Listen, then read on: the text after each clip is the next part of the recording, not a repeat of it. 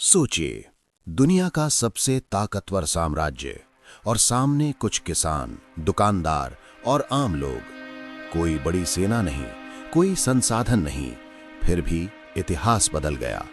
और हैरानी की बात यह है, इस क्रांति की शुरुआत किसी युद्ध से नहीं, बल्कि चाय के कुछ डिब्बों से हुई थी।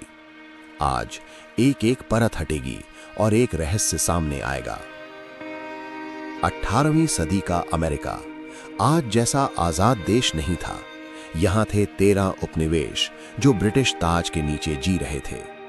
ऊपर से सब सामान्य लगता था, लेकिन भीतर लोग घुट रहे थे।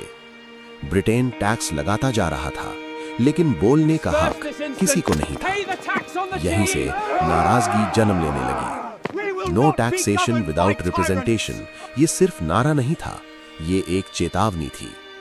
हर नया टैक्स लोगों के सब्र की सीमा तोड़ रहा था, और जब सब्र टूटता है तो इतिहास करवट लेता है। 1773 बोस्टन की अंधेरी रात।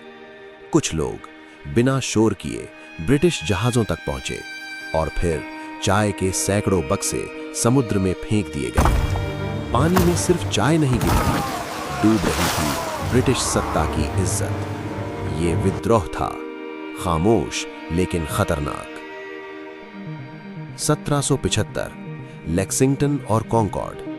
ब्रिटिश सैनिक आमने सामने थे अमेरिकी किसानों के। हवा में सन्नाटा था, कोई नहीं जानता था पहली गोली कौन चलाएगा। लेकिन जैसे ही गोली चली, युद्ध शुरू हो गया। आज तक ये रहस्य है कि पहली गोली किसने चलाई, लेकिन ये तय था, अब पीछे लौटना नामुमकिन था।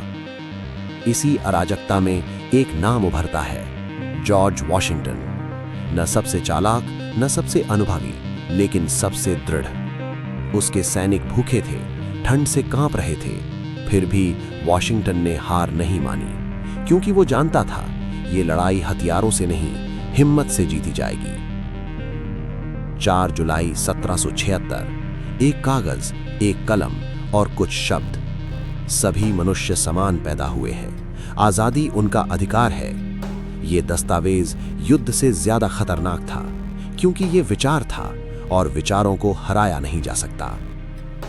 अमेरिका अकेला नहीं था। फ्रांस, ब्रिटेन का पुराना दुश्मन, अब अमेरिका के साथ था। हथियार आए, सेना आई और उम्मीद भी। युद्ध का संतुलन धीरे धीरे बदलने लगा। 1781 यॉर्कटाउन।